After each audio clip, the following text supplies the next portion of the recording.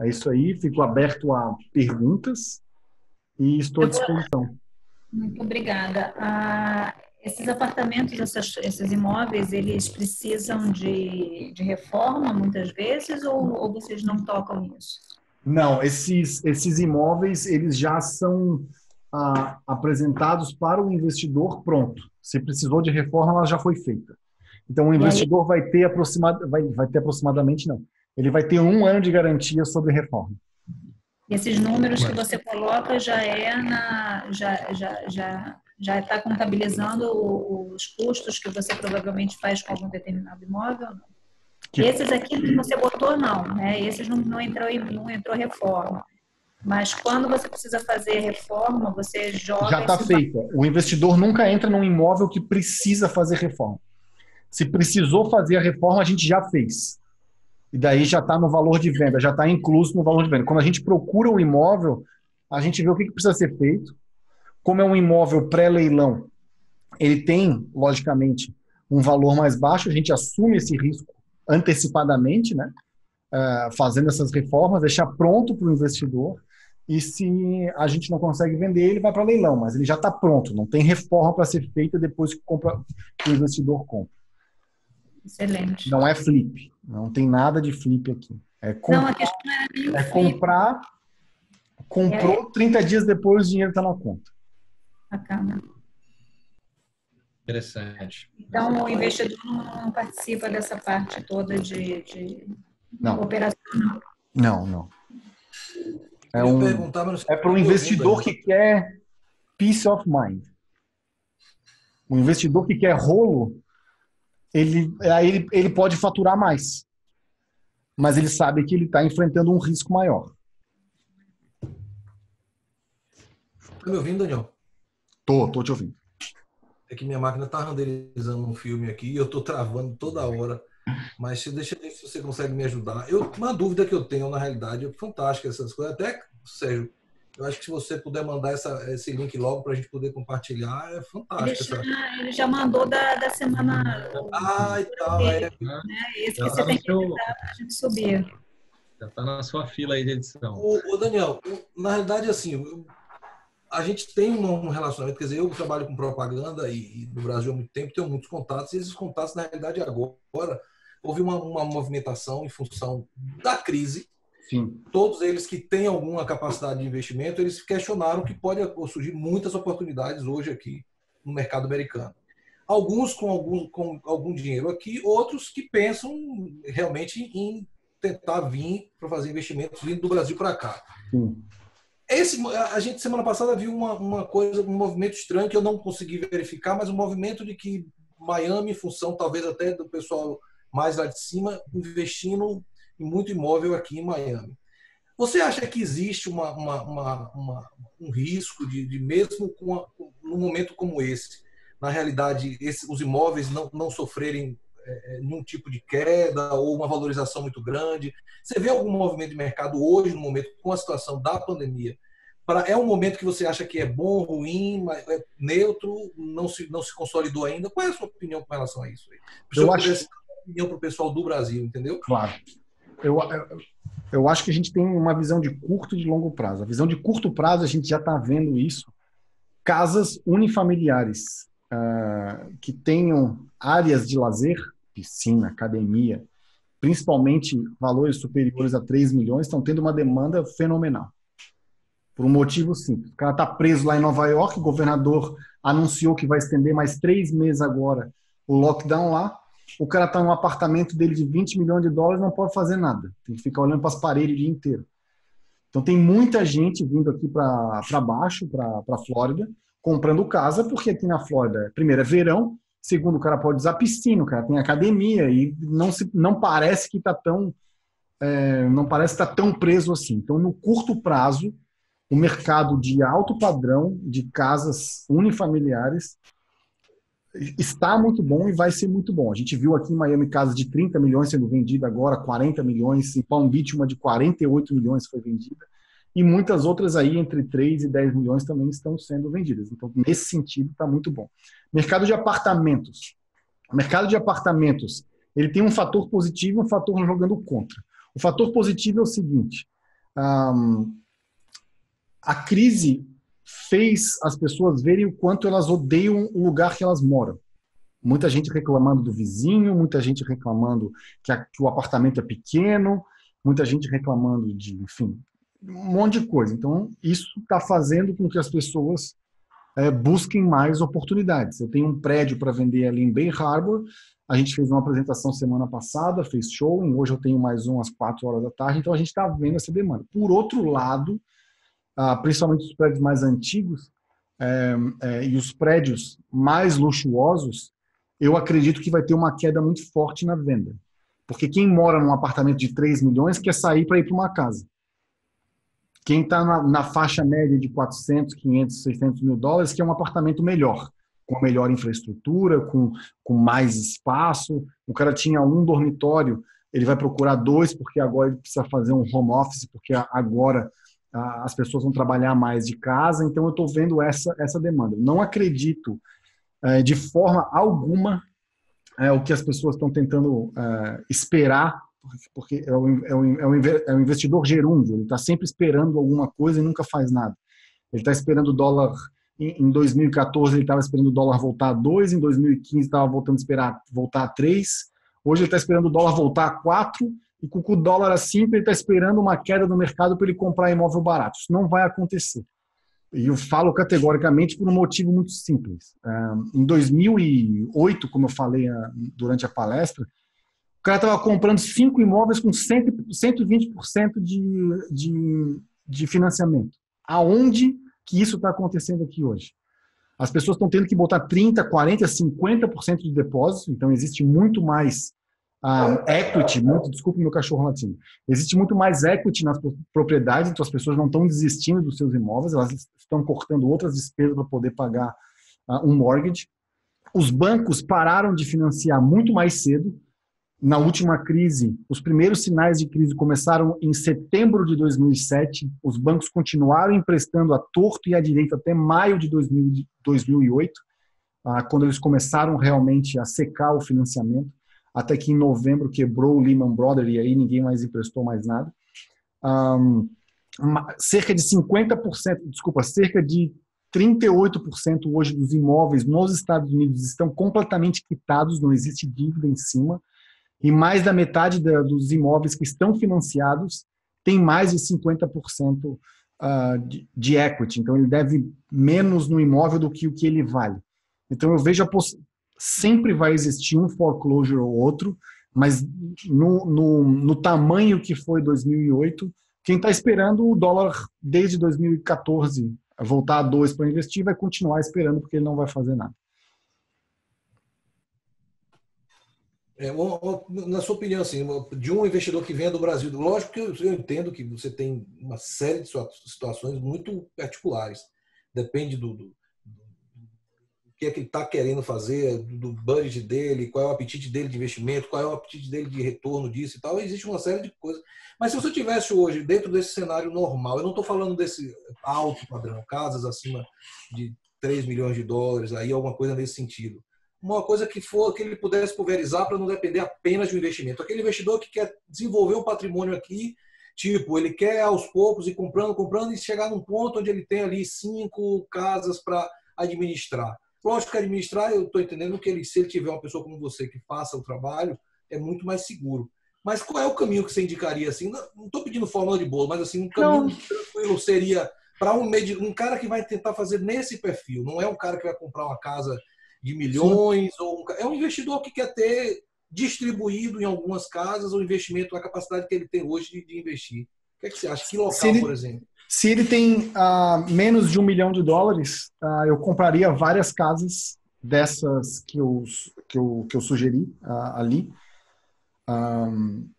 Menos de $1 milhão, cada casa aí entre 80 e 120 mil, ele vai comprar entre 8 e 10 casas. Então, se ele tiver menos, vamos lá, ele tem $1 milhão, ele pode comprar até 10 casas, mais ou menos. Se ele tem 500 mil, ele vai comprar 3. Se ele tem 100 mil, ele vai comprar uma. E assim vai. Mas eu acho que esse é o melhor modelo, porque ele vai ter uma renda recorrente. Se ele tem mais do que $1 milhão, ele já pode pensar em comprar um multifamily. Multifamily é um modelo de negócio que eu adoro, estou fazendo um. A gente está reformando na verdade, por um multifamily de 20 apartamentos. A gente comprou ele por 3 milhões e meio, vai investir mais 1.600 de reforma, e ele já está precificado por uma empresa terceirizada em 6 milhões e 700 depois que ele estiver todo ocupado. Então, tem um upside muito bom. E multifamily é um tipo de negócio que os bancos ainda gostam de financiar bastante. Se tiver reforma para fazer, não tanto nesse momento, mas é possível comprar multifamily hoje com uma taxa de retorno entre 6 e 7 se ele comprar à vista, e se ele financiar, como ele vai diminuir a quantidade de dinheiro que ele coloca, né? Se um imóvel custa, por exemplo, 3 milhões e ele financia 50%, ele vai diminuir e a taxa de retorno fosse 10, o 3 milhões dele vira 1,5 milhão, porque o banco vai botar a diferença, ele vai pagar um pouco de juros e ele vai aumentar essa rentabilidade dele aí de 10, ele vai passar para 15, 16, 17%. Então, essa é, de uma forma geral, para a pessoa que quer investir no mercado imobiliário aqui sem muito risco, risco sempre existe, seriam essas duas sugestões. Menos de $1 milhão, vai para essas casas, que é um bom negócio. Mais de $1 milhão, aí tu ter mais de 10 casas já começa a virar um problema. Que daí já fica muito pulverizado demais, na minha opinião. Aí eu acho que a pessoa tem que pulverizar dentro de menos ativos, né? Então ele compra um multifamily com 10 apartamentos, ele já pulverizou a receita dele em 10. É um ativo só, mas ele tem 10 inquilinos. Faz aquele, apareceu mais dinheiro, compra outro. Aí ele já tem 2 imóveis multifamily com vários inquilinos e assim ele vai crescendo. Então, dentro desse cenário seria isso. O cara que quer mais risco, aí é construir casa de alto padrão. Só para te dar um exemplo, vamos botar que isso seria a terceira fase do investidor, né? Ele veio, comprou as casinhas, depois ele fez o multifamily, agora ele quer mais risco. Eu tenho um cliente que está assim, ele quer se mudar para os Estados Unidos e a meta dele é ter $15 mil de renda passiva. Então a gente está comprando casas lá em Baltimore até ele chegar em $15 mil. A partir do momento que ele chegar em $15 mil, aí ele quer partir para algo mais arriscado com potencial de ganhar mais. Eu acabei de fazer um estudo para um cliente, um terreno que custa 4.900.000, ele vai gastar mais uns 3 milhões, então 5 milhões, ele vai gastar mais uns 3 milhões para construir a casa, com todos os custos inclusos, então já estamos falando de 5, 6, 7, 8 milhões e meio para vender essa casa por 13 milhões, mais ou menos. Então nós estamos falando de aproximadamente 5 milhões de lucro em 24 a 36 meses. Então aí já seria um outro patamar. Você faz o trabalho só de levantamento e estudo ou você faz a gestão também? Eu não peguei. Faço a gestão. Faz a gestão também, né? Eu tenho um cliente que é construtor no Brasil, é o cliente mais antigo meu da minha agência no Brasil, né? Desde 2000 ele é cliente nosso, até meus apartamentos, porque eu tenho, foi com ele que a gente fez muita permuta, muita coisa em si, porque é um cliente que estava 20 anos com a gente, e aí ele tá com um terreno em Hollywood, já o terreno é dele, e ele tá me acenando que quer achar um caminho. Eu não sou da área, então eu tenho que estar me munindo dessas informações. Eu queria depois, se a gente entrar em contato, deixar o WhatsApp ali, porque eu prefiro, de repente, em cima disso tudo, a gente montar um esquemazinho de trabalho para fazer um trabalho, um estudo bem feito para ele, entendeu? Ele está com esse negócio em Hollywood. Na realidade, houve uma mudança do plano diretor do condado lá em Hollywood, se eu não me engano, e aí ele está estudando umas outras opções. Eu sempre falei para ele que era para ele fazer alguma coisa patrimonial e ele queria vender, mas aí já está perdido agora. E aí eu acho interessante, achei muito bom isso aí, porque às vezes a pessoa fica muito preconceito, né? Com muito preconceito, ao invés de estar aberto a ouvir mais. Ali em Hollywood, inclusive, desculpa até, Cris, a gente está estendendo um pouco mais, mas estou tomando essa liberdade porque eu vi que eu acho que teve um pouco de faltas aí, então estou tomando essa liberdade de estender, mas se precisar, me corta. Ali em Hollywood, Guto, inclusive teve uma mudança forte do zoneamento e muitas áreas tiveram aumento do potencial construtivo. Eu sei porque o meu sócio da construção, ele também tem a empresa dele separada, que faz... A gente é sócio na incorporadora, mas ele é construtor de terceiros também. Ele estava construindo para um cliente ali, estava com tudo aprovado para começar, quando eles olharam o potencial construtivo, quase que dobrou. Então, eles basicamente estão jogando o projeto antigo fora e fazendo um novo, porque mesmo que eles tenham perdido 2 anos, ele ia construir 20 casas, agora ele vai construir 40 casas. Então, vale muito vale muito a pena. Se tu precisar de alguma assessoria nesse sentido, a gente está à disposição. Estou construindo uma casa lá em Hollywood de alto padrão também, na beira da água ali também, então a gente conhece bem a região. Ele ficou bem entusiasmado porque ele fez um projeto também de uma casa de alto padrão, um dos últimos terrenos ali em Lighthouse Point. E aí... Lighthouse Point ou Hollywood? Não, ele fez primeiro lá em Lighthouse Point. Estou construindo uma lá também. Será que nós estamos falando do mesmo cara, não? Não Daniel, O cara é do Brasil, não? Hã? O cara é do Brasil? Não, sou eu estou fazendo. Ah, tá. Eu desenvolvi o projeto, captei os investidores e estou construindo. Entendeu? Daniel é dono daquela área ali. Ele sabe tudo, Guto. Pois é, ele começou desse projeto de uma casa lá em Lighthouse Point e aí comprou esse terreno em Hollywood e está nesse mesmo processo também, de que houve uma reestruturação muito grande e eles aí pararam tudo, né? Eu fui lá voar de drone e tal, para poder mostrar e tal, fazer um trabalho para ele, e aí está seguindo esse caminho aí. Mas ele é um construtor, ele é muito, como é que a gente chama isso? Quando você fala que o cara não quer arriscar muito, como é que chama? Ele é muito... Conservador? Conservador, perfeito. Era essa palavra que eu estava buscando. Ele é muito conservador nesse sentido aí, reagiu, que é um cara que gosta muito de oportunidade, e eu estava assinando para ele isso, que as grandes oportunidades foram. Ele disse, eu perdi 2 anos. Eu falei, perdeu mesmo, porque não vai voltar tão cedo aquela situação. Não sei como é que vai se desenhar a crise agora, mas em si, ele pretende. Mas tem outras pessoas que, do nada, começaram a contactar a gente em função disso que eu te falei, né? De achar que realmente essa crise vai trazer grandes oportunidades. Eu acho que também vai ter... O que acontece é que as pessoas fazem um pouco de confusão. A gente não está numa crise imobiliária. A gente está numa crise de saúde. Então, assim, que consequentemente deu uma mexida toda na economia, claro, pela paralisação, mas o mercado imobiliário não entrou em crise. Entendeu? Em 2008, enfim, a gente não tem uma crise dentro do mercado imobiliário. As pessoas não estão desesperadas querendo se desfazer dos seus imóveis, enfim. Então, essa queda que estavam esperando, não, ao meu ver, o Daniel pode responder melhor, ela não vai acontecer da forma que eles estão falando. Claro que num segmento ou outro, numa região ou outra, pode abalar devido à falta de emprego das pessoas, mas não nesse...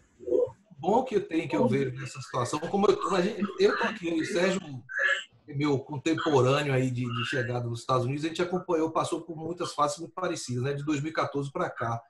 Eu sempre tentei passar o máximo de informações possíveis para as pessoas e tentei profissionalizar um pouco isso. Mas agora, nesse movimento, eu percebo, inclusive, que existe uma questão, pessoas que me procuraram, inclusive da minha família, que eu não conversava há muitos anos, e eles vieram você está aí há 6 anos, não é à toa, né? Porque ninguém fica 6 anos num lugar à toa. Eu não estou vivendo do Brasil mais há muito tempo. Então, eu acho que eles começaram a perceber que a gente está se encaixando dentro da realidade americana, e aí até as pessoas que estão muito desiludidas com a questão do investimento no Brasil. É muito altos e baixos, independente da esperança ou não do partido que ele estiver tomando, mas as pessoas não conseguem visualizar a curto prazo, né? Uma solidez em nenhum tipo de investimento. Não existe uma tranquilidade nem jurídica no Brasil para se fazer isso. Então, eu acho que, independente disso, eles estão querendo unir a fome com a vontade de comer, né? Se tiver uma crise, ele for...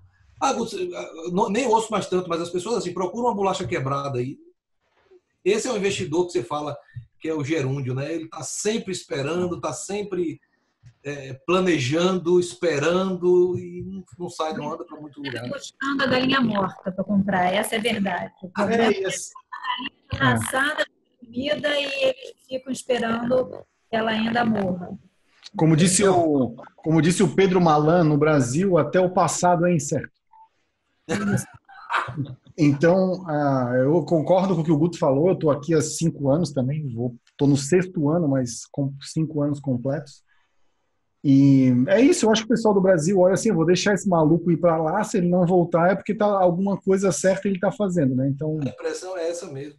Acho que depois de 20 milhões em projetos executados, as pessoas começam a olhar assim, alguma coisa tem. E realmente nos últimos meses, quando o dólar bateu 5, quase 6 reais, muita gente começou a olhar para cá, porque ele está lá no Brasil, né? 100 mil dólares virou 60 mil, 600 mil, desculpa. 600 mil no Brasil na taxa de juros paga 3 ao ano, com uma inflação de 2,5. Então o cara não está ganhando nada. O cara bota o mesmo 100 mil dólares aqui, 600 mil reais no Brasil, ele está ganhando 10, 12, 13% em projetos como esse, ou em oportunidades como essas que eu mostrei. Ah, Daniel, mas se o dólar cair? Cara, o dólar pode cair, mas ele sempre vai valer mais do que o real. Seja 2, 3, 4, 6, 10, 1,50, menos do que o real. Hoje, usando os meus atributos de economista, ceteris paribus, mantido tudo mais constante, se você tivesse o dinheiro no bolso hoje, 10 milhões, você pudesse investir aonde você quisesse. Você olha para o Brasil, você investe, pode ter oportunidade, mas e o custo de oportunidade? Porque você vai comprar um terreno no Brasil hoje, vai esperar quanto tempo para poder fazer alguma coisa e ganhar dinheiro lá? 10 anos? Esses 10 anos aqui, a 10% ao ano, em 8 anos, tu dobrou o teu patrimônio. 7 anos, tu dobrou o teu patrimônio.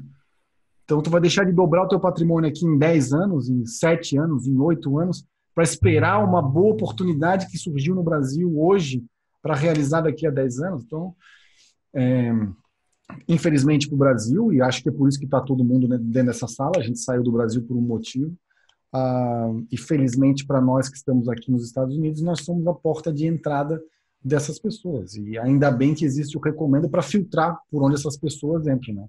Infelizmente, isso não é um problema do brasileiro, isso é um problema geral. As pessoas gostam de mágica, elas se atraem pela fantasia do Papai Noel e do Coelhinho da Páscoa, e quando alguém promete extravagâncias, elas não perguntam como, nem onde, nem como que faz. E normalmente essas pessoas que promovem esse tipo de negócio espetacular, sem risco nenhum, com retornos exorbitantes, normalmente elas são muito boas de venda, fizeram todos aqueles cursos de planejamento neolinguístico e sei lá o que, elas conseguem convencer as pessoas, e a gente já viu isso acontecer aqui na Flórida e em outras regiões dos Estados Unidos, que sempre acaba em problema. Então eu não vendo mágica, eu vendo o que existe, e eu tô com 36 anos já cansei de falar o que o cliente quer escutar, eu falo a verdade, e é isso. Aqui na Flórida ele não vai conseguir mais do que 5% de cap rate, por isso que a gente foi para outros lugares, e Baltimore foi o lugar que a gente escolheu. Tem outros lugares bons? Tem. Filadélfia é bom também, Detroit é bom também,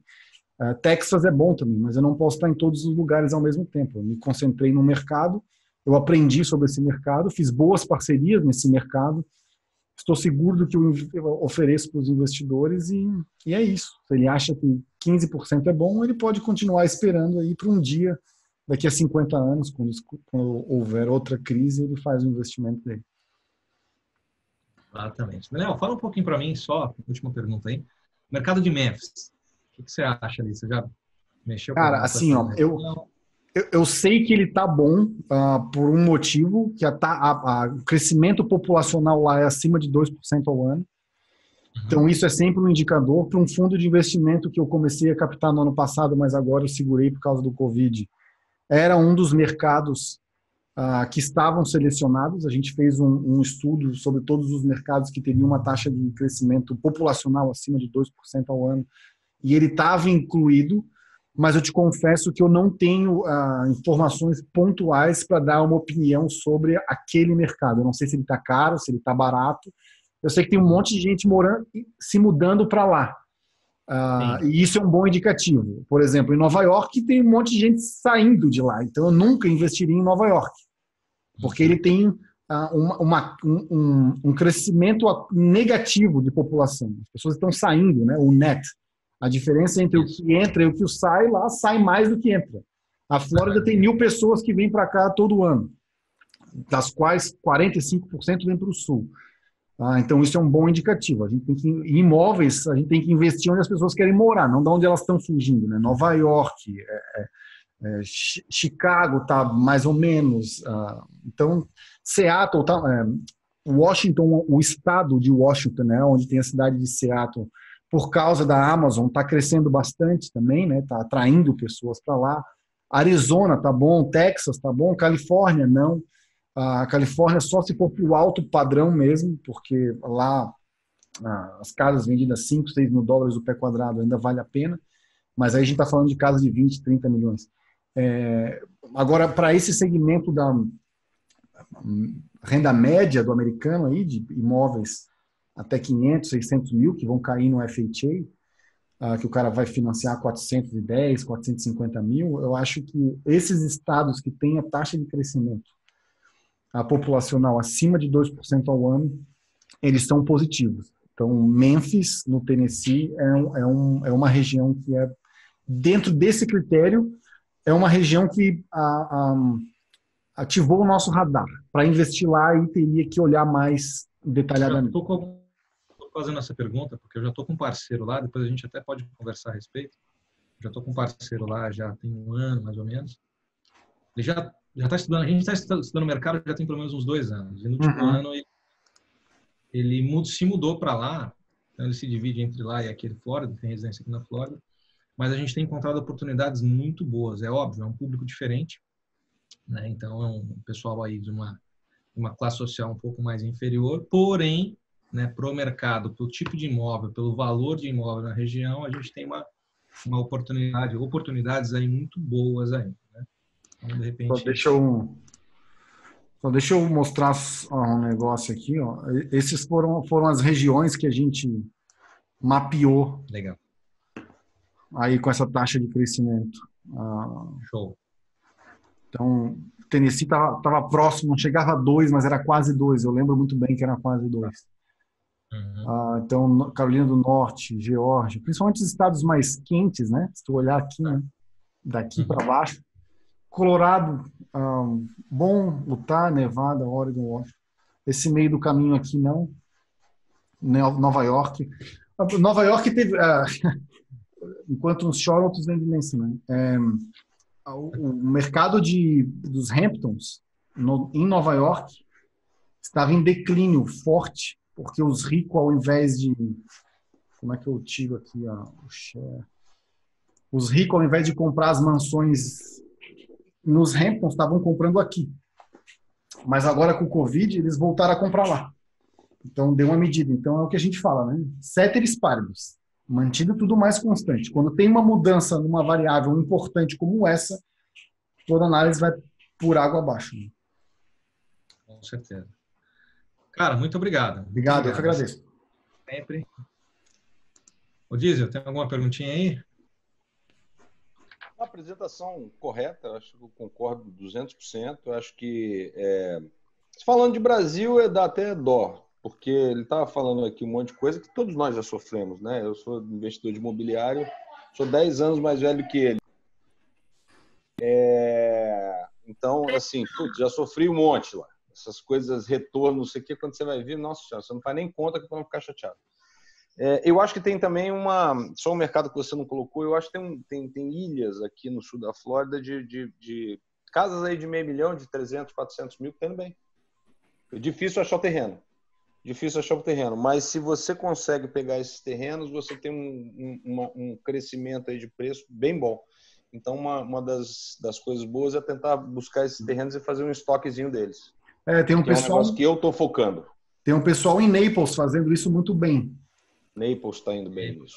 Eu conheço um investidor que, inclusive, a pessoa que constrói para ele lá é um brasileiro da minha cidade, de Floripa, que eu sei quem é, mas eu não conheço pessoalmente. Eu conheço um investidor aqui que é um gringo. Tá fazendo bastante lá, casas assim de 300 mil, 400, mas assim, uma casa de 300 mil ele tem 10% de retorno, né? 30 mil por casa, mas ele faz várias, né? Aí é questão de aproveitar o que... target, ver o que é e entrar e rodar rápido também. Mas é isso, eu gosto A gente é bem alinhado, eu penso muito como você pensa.